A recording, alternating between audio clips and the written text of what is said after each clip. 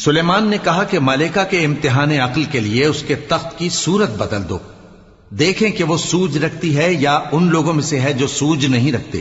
پھر جب وہ آ پہنچی تو پوچھا گیا کہ کیا آپ کا تخت بھی اسی طرح کا ہے؟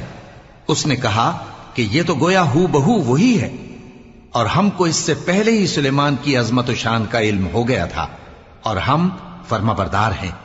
اور وہ جو اللہ کے سوا دوسروں کی پرستش کرتی تھی، سلیمان نے اس کو اس سے منع کیا کہ وہ کافروں میں سے تھی۔ اس کے بعد اس سے کہا گیا کہ محل میں چلیے۔ جب اس نے اس کے فرش کو دیکھا تو اسے پانی کا حوض سمجھا اور کپڑا اٹھا کر اپنی پنڈلیاں کھول دی۔ سلیمان نے کہا یہ ایسا محل ہے جس کے نیچے بھی شیشے جڑے ہوئے ہیں۔